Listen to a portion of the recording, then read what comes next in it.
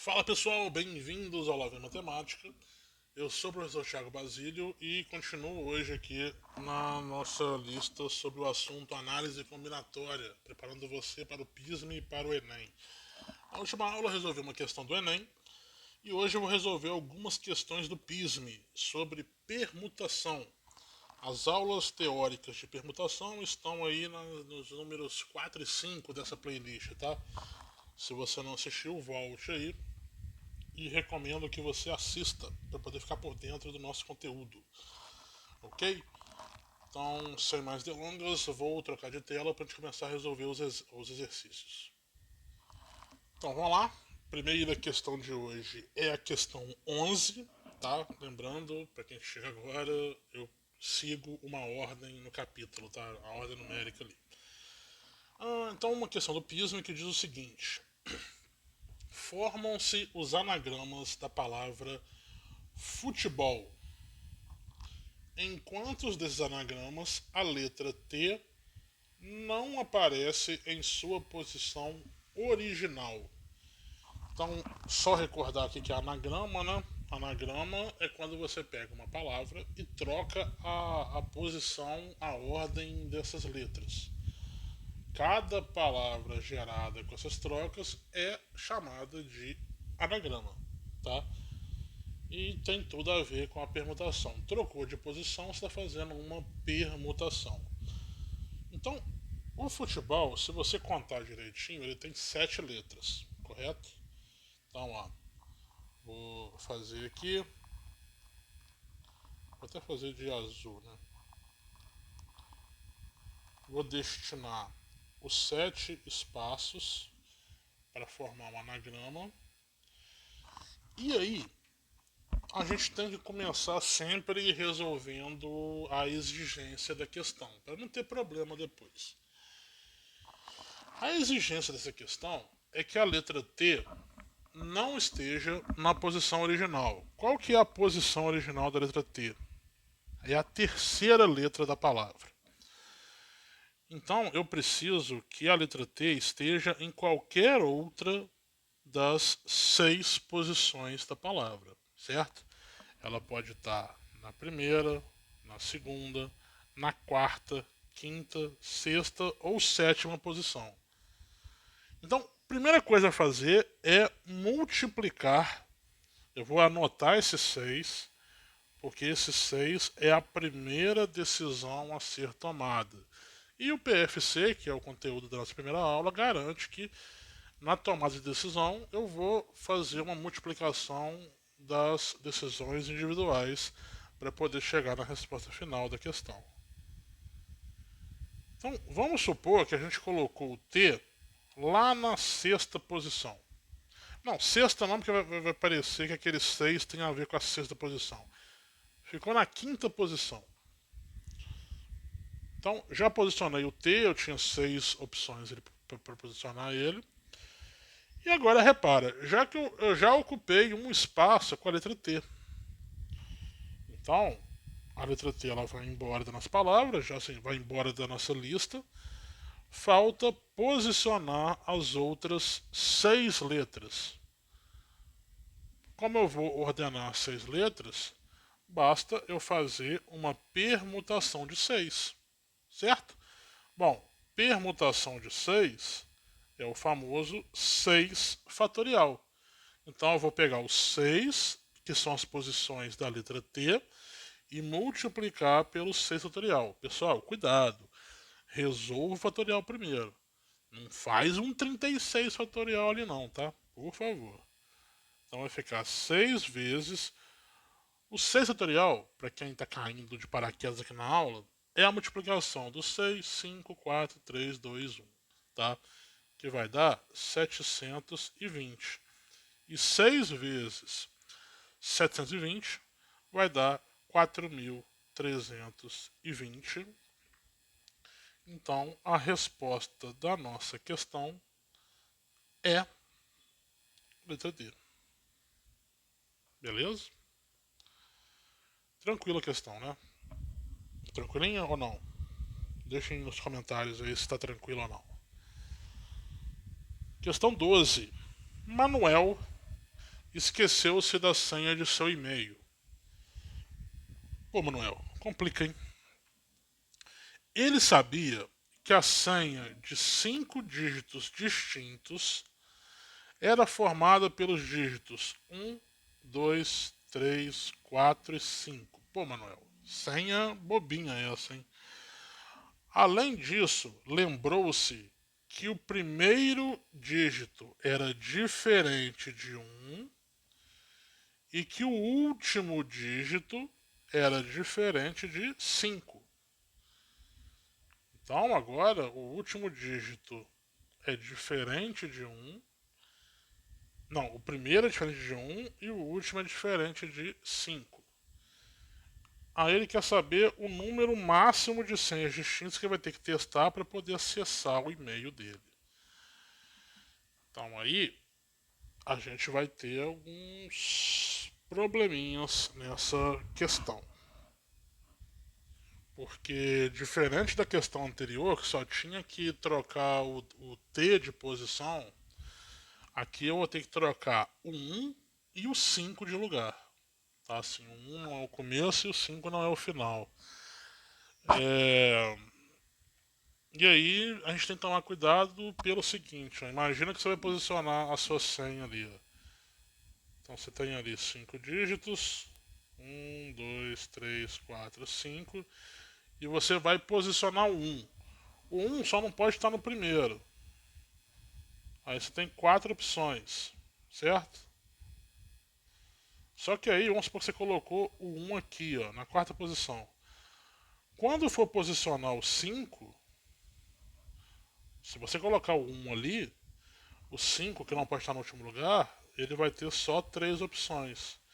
Enquanto que se você colocasse o 1 lá no final, o 5 teria 4 opções. Então aqui eu vou ter que quebrar um pouco essa conta em 2 casos, tá? Então, o primeiro caso vão ser as senhas terminadas em 1. Então imagina que eu tenho que formar uma senha que vai terminar com o 1. Repare que agora o 5 pode ocupar qualquer lugar. Eu já evitei aquele problema do 5.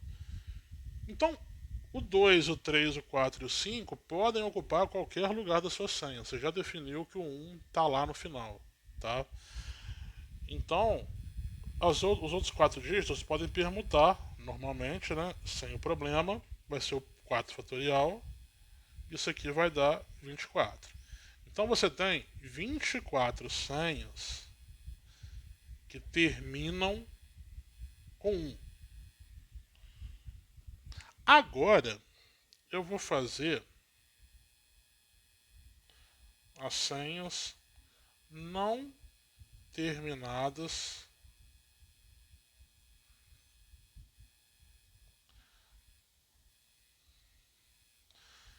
Nossa senhora, o professor está com uma letra maravilhosa.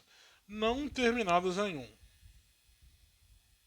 que vai acontecer quando eu não puder terminar com 1?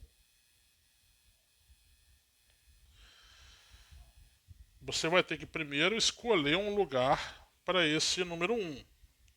Não pode começar e, no caso, não pode nem terminar com 1. Então eu vou ter aqui 3 opções para eu posicionar o meu número 1. Então vou anotar esse 3 aqui. Aí vamos supor que você escolheu o 1 para estar aqui no meio. Na hora de posicionar o 5, lembra que o 5 não pode ocupar a última posição. Foi falado no enunciado. O último algarismo não pode ser o 5. Eu vou ter também 3 opções para o meu algarismo 5. Vamos supor que você colocou o 5 aqui. Agora, sobram os outros 3 algarismos, que podem ocupar qualquer ordem. Então vai ser uma permutação de 3. Vai ficar então 9 vezes 3 fatorial, que é 9 vezes 6. Isso aqui vai dar 54. Tá? Então eu tenho 54 senhas que não terminam com 1. Como que eu chego na resposta agora? Bom, eu sei que eu tenho 24 senhas que terminam com 1. Também tenho 54 senhas que não terminam com 1. Basta somar as duas e aqui vai dar 78. Então a resposta certa é a letra C. Beleza? Questãozinha bonitinha essa, gostei. 6 não, né? Não sei. Espero que sim. Questão 13. Anagrama é a reordenação de letras de uma palavra para formar outras palavras. Já sabemos disso, né? Estamos fazendo isso o tempo todo. Letra A. Quantos são os anagramas da palavra paralela? Então, paralela. Vou escrever com a letra maior para chamar a atenção aqui. Letra maiúscula, né? Palito.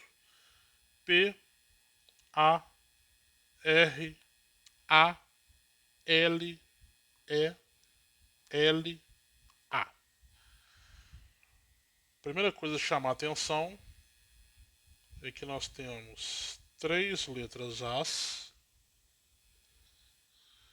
e temos também 2 letras L. Então eu vou ter repetição de alguns objetos ali, algumas letras.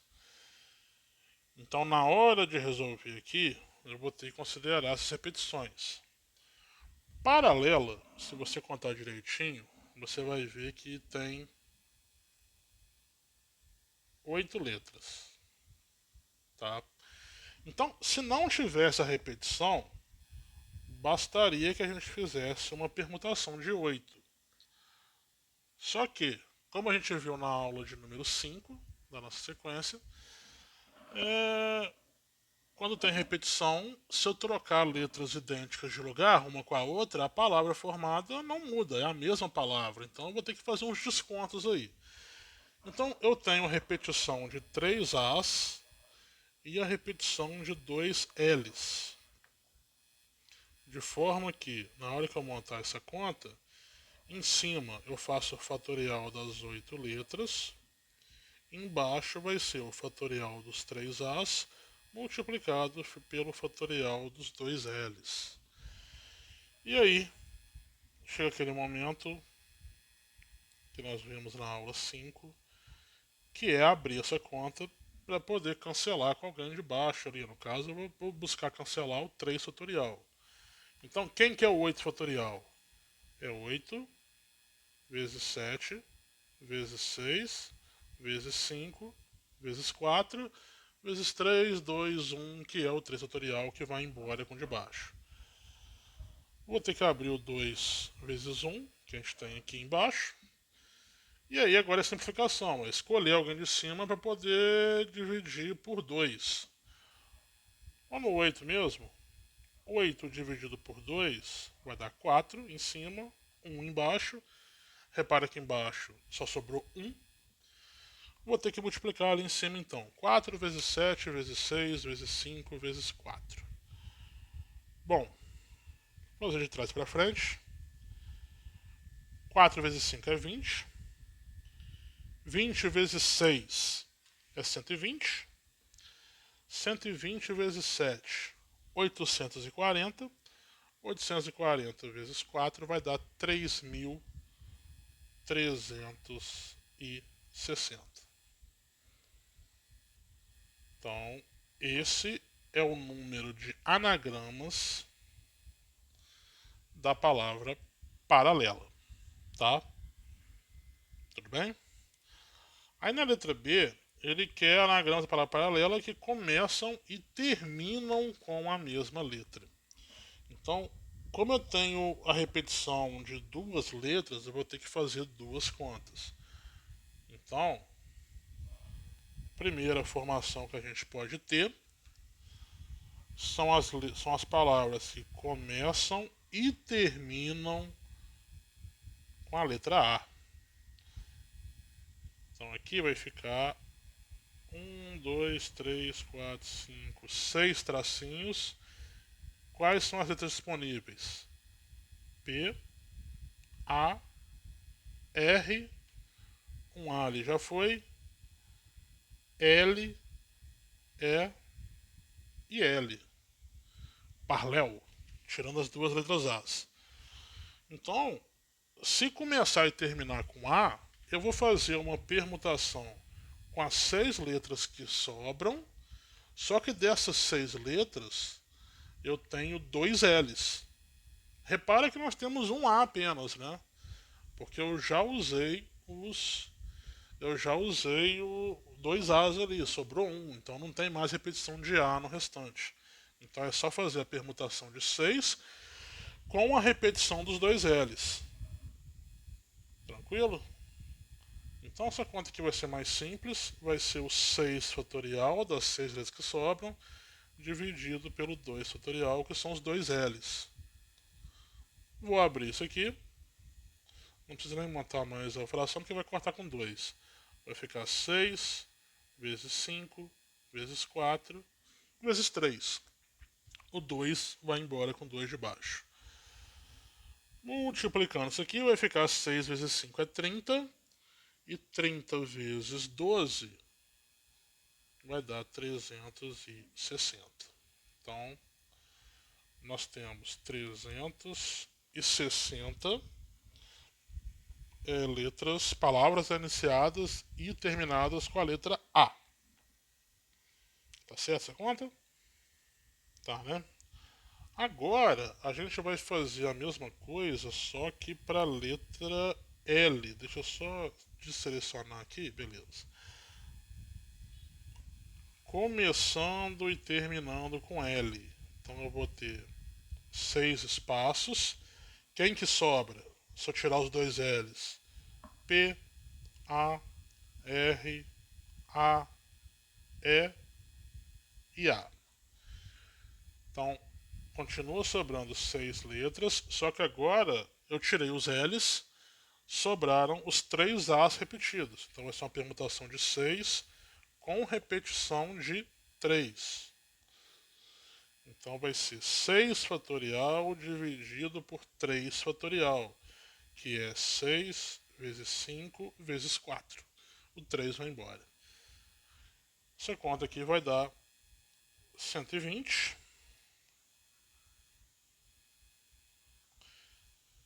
E aí, finalmente, a resposta final é só somar os dois resultados. 360 mais 120. Isso aqui vai dar 480. Logo, existem 480 anagramas iniciados e terminados com a mesma letra para a palavra paralela. Beleza? Galera, eu gosto das questões do PIS porque elas são bonitinhas, cara. E agora para fechar, deixa eu ver se é para fechar mesmo. Sim, é para fechar. Fechar a aula de hoje. Questão 14. Vamos lá. Em 3 sofás de 2 lugares cada, dispostos em uma fila, deverão se sentar 3 rapazes e 3 moças. Soa familiar isso aqui, né? Fizemos um exemplo parecido com isso aqui. Uma expressão que permite calcular a quantidade de maneiras que essas pessoas podem se sentar nesses sofás, de modo que em cada sofá fiquem assentados um rapaz e uma moça, é. A gente fez, quem assistiu a nossa aula 4 já sabe fazer isso aqui. Lá a gente fez com 5 rapazes e 5 moças. Aqui são 3 e 3, né? Eu vou usar inclusive a mesma ideia que a gente usou lá.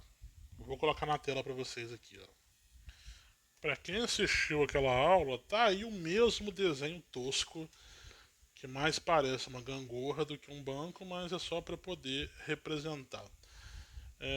A gente tem 3 bancos. Na verdade, aqui nem é banco, né? Aqui é sofá. Então, faça um exercício de imaginação que isso aqui são 3 sofás de 2 lugares, tá? Pelo amor de Deus. Vamos lá. Então, você tem os 3 sofás e você quer posicionar. Então, em cada sofá vai ter que ter um rapaz e uma moça. Então vamos lá, primeiras damas, as moças vão se sentar.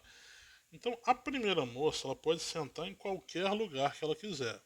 Então como tem três sofás de 2 lugares cada, ela vai ter 6 opções para ela poder escolher, para ela poder sentar.